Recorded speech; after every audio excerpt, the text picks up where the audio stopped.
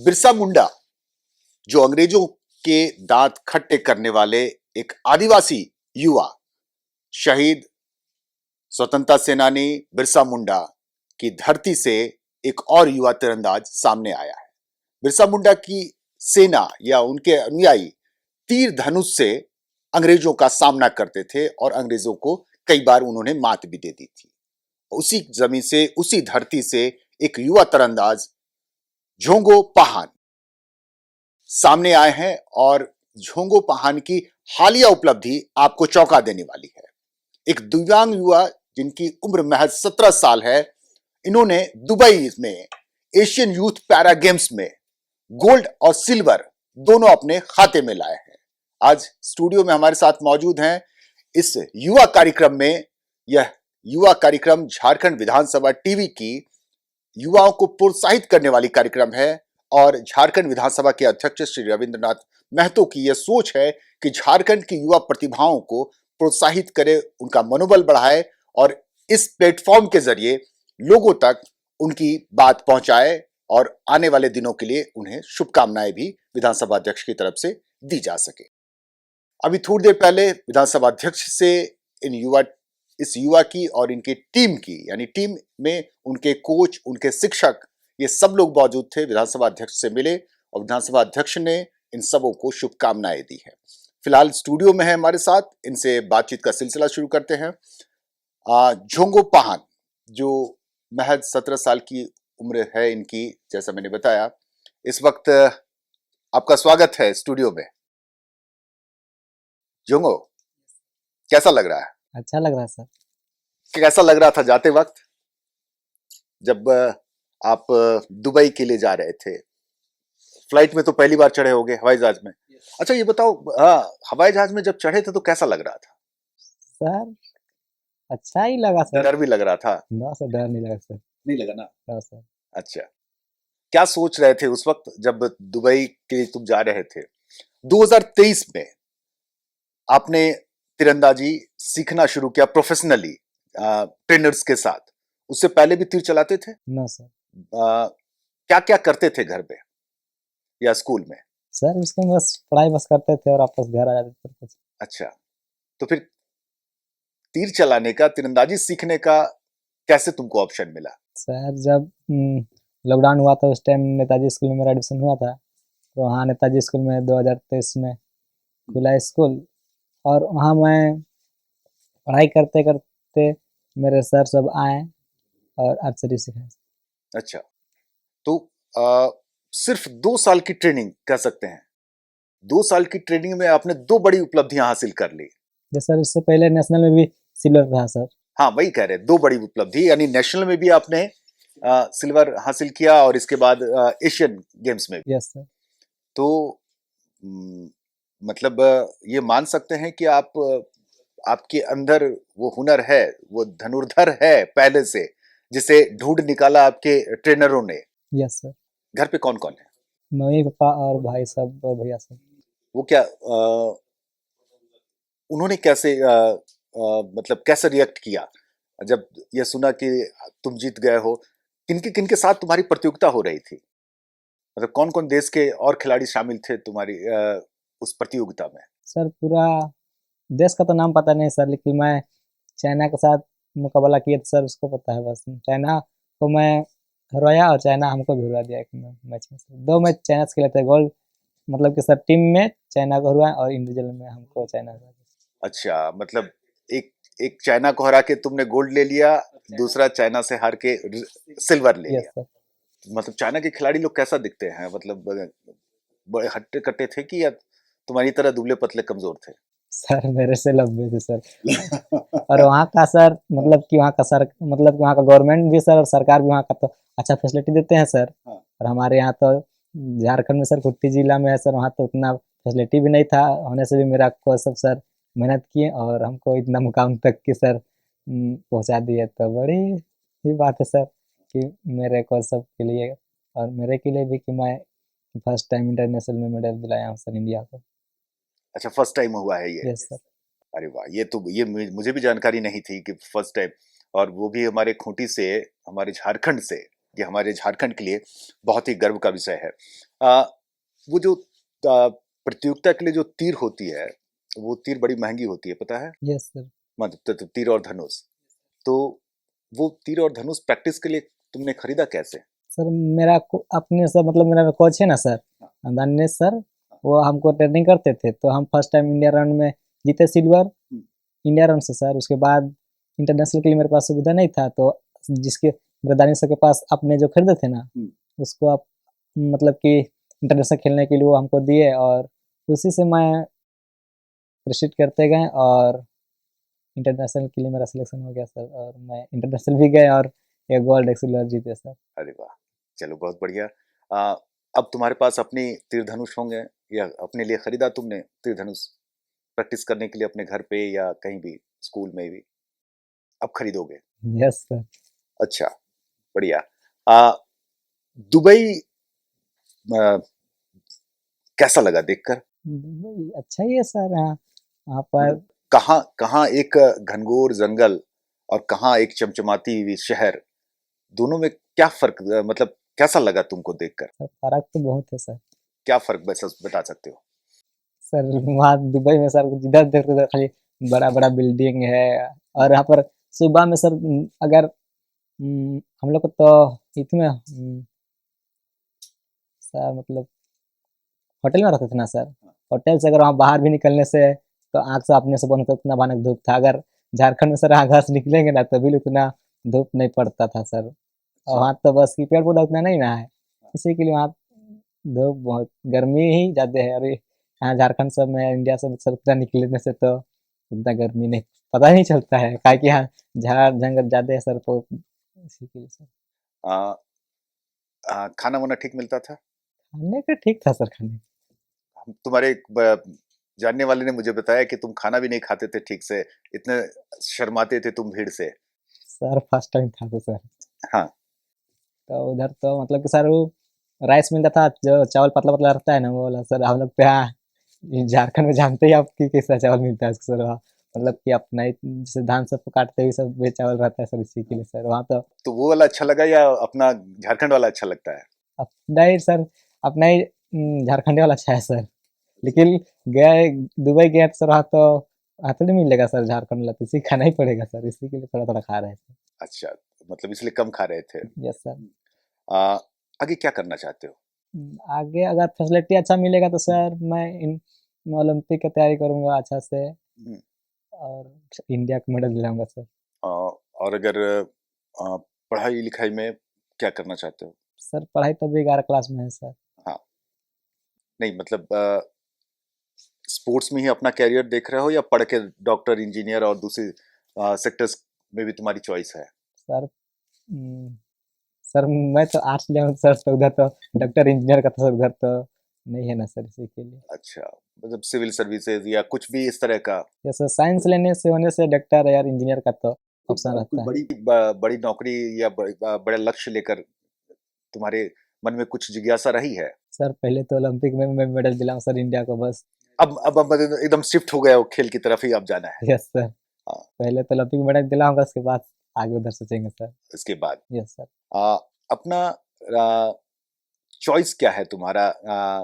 मतलब कुछ ऐसा सोचते हो आ, पसंद नापसंद में, हीरो हीरोइन, फिल्म सिनेमा देखना पसंद करते हो? सर मेरे पास फोन नहीं है तो इसी के लिए इतना शौक नहीं है देखने के लिए सर। अच्छा, कभी सिनेमा हॉल भी नहीं गए क्या? नो सर, देख भी नहीं किया सर। सिनेमा हॉल भी नहीं गए? नो सर, देख भी नहीं किया सर, कहाँ है और कैसा रहता है भी पता नहीं है सर। अच्छा, सुना है लेकिन गाना तो तुम बहुत अच्छे गाते हो। हाँ। तो एंजॉय के लिए सर वहाँ। अच्छा, कौन सा गाना गाते हो? सर गाते नहीं है सर, लेकिन एंजॉय के लिए हमारा गिटार रखा था फर्स्ट टाइम, तो बोल रहे गिटार भी छुएंगे तो गाना भी गाएंगे तो अच्छा है बोल तो। नहीं, लेकिन तुम्हारे शिक्षकों ने बताया है कि बहुत अच्छा मुंडारी गाना गाते हो तुम। सर मुंडारी इतना नहीं आता है सर हमको। अच्छा, सादरी गाना गाते हो तब, इसका मतलब? नो सर, गाना तो नहीं गाते हैं सर, पक्का? इसे एंजॉय के लिए सर कभी कभी बस। तो हमारे दर्शक भी तुमसे कुछ एंजॉय सुनना चाहते हैं, अगर कुछ गुनगुना दो तो। बस। रहने दे या गुनगुनाओगे? नो सर नहीं। चलो, मेरी बहुत बहुत शुभकामनाएं। झारखंड विधानसभा टीवी की तरफ से तुम्हें बहुत बहुत सारी शुभकामनाएं तुम्हारे उज्जवल भविष्य के लिए। आशा है कि तुम्हारे जो लक्ष्य है उस लक्ष्य में तुम आगे बढ़ो और हम सब फिर यहाँ कुछ अरसे बाद तुम्हारी नई उपलब्धियों के साथ फिर हाजिर होंगे। तो ये थे झोंगो पहान, गांव के एक युवा की, 17 साल की युवा की एक अंतरराष्ट्रीय उपलब्धियां, लेकिन व्यक्तित्व इनका अब भी वैसा ही गांव के एक मासूम युवा की तरह है। इनकी उपलब्धियों में और नए नए सितारे जुड़ते जाएंगे, लेकिन इनके अंदर वो गांव का एक निश्चल मासूम युवा हमेशा जिंदा रहेगा। हम इनके कोच से, शिक्षक से भी बात करते हैं और इनके बारे में थोड़ा और गहराई से जानने की कोशिश करते हैं, क्योंकि वो इनके साथ ज्यादा से ज्यादा वक्त बिता रहे हैं। झोंगो पाहन से बात कर रहे थे, युवा तीरंदाज जिन्होंने अंतर्राष्ट्रीय उपलब्धि, अंतर्राष्ट्रीय स्तर पर एशियन गेम्स में, पैरालंपिक गेम्स में इन्होंने सिल्वर और गोल्ड दोनों हासिल किया है। और इस उपलब्धि में सबसे बड़ी भूमिका निभाने वाले इनके कोच आशीष कुमार हमारे साथ हैं। आशीष जी, क्या वैसे तो कहा जाता है कि हीरे तब तक हीरा नहीं कहलाता जब तक कोई जौहरी उसे जांच ना ले, परख ना ले, वरना वो पत्थर ही होता है। तो वाकई आपने जौहरी की भूमिका निभाई है, कैसे पहचानी इनके अंदर की प्रतिभा को?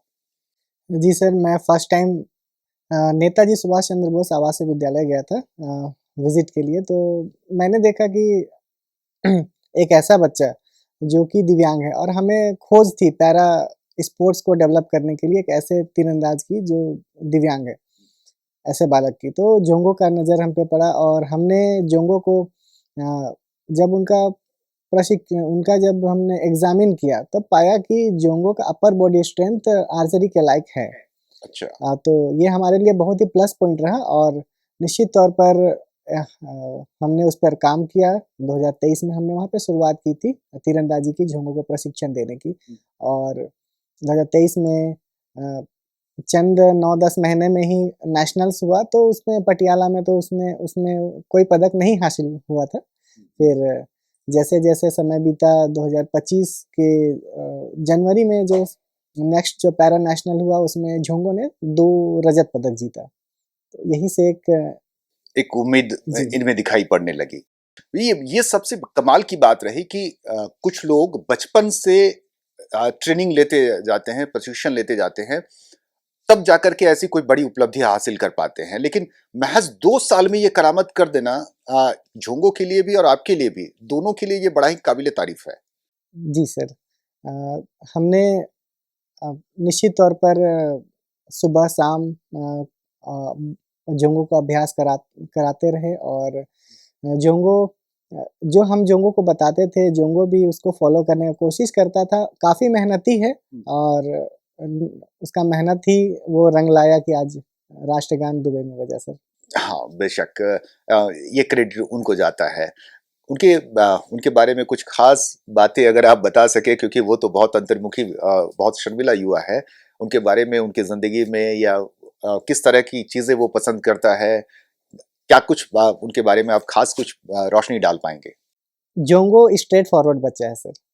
जैसे कहा जाए कि उसको किसी और चीज़ों से मतलब नहीं रहता है, बस प्रैक्टिस प्रैक्टिस एंड प्रैक्टिस। तो इसी कारणवश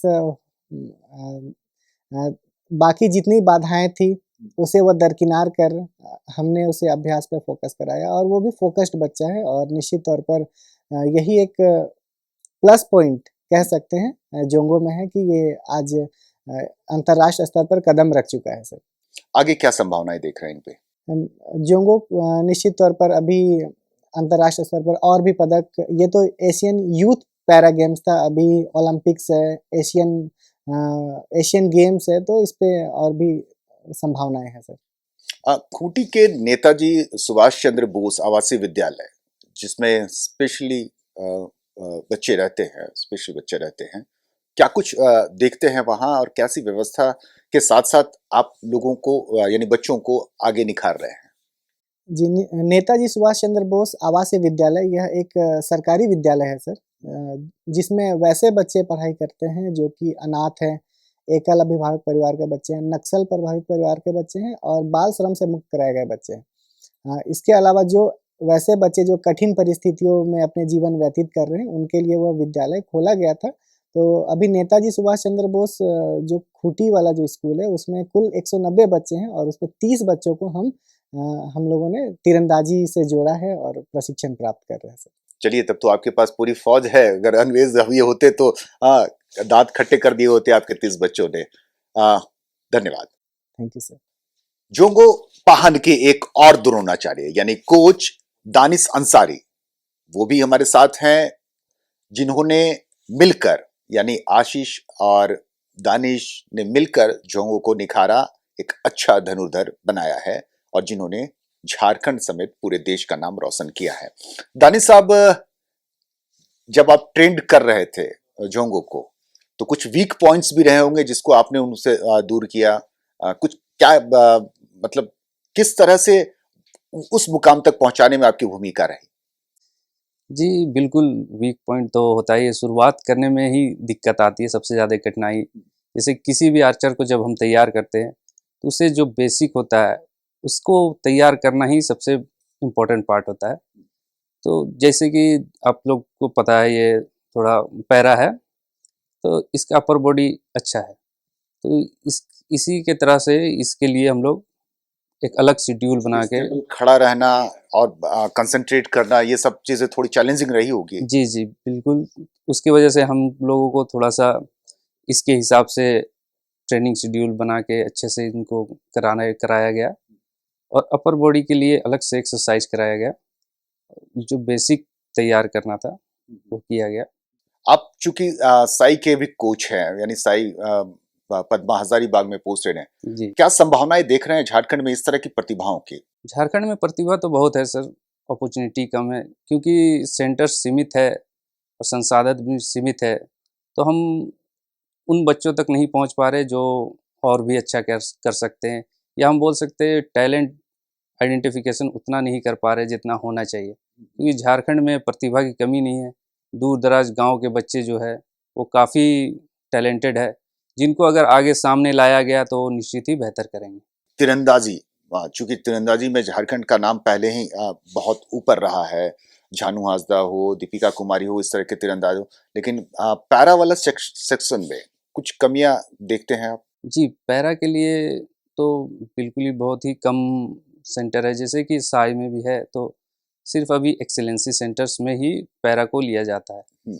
एसटीसीज है, उनमें संसाधन की कमी होने के कारण या कुछ कारणवश उनमें अभी पैरा बच्चों को नहीं लिया जाता है।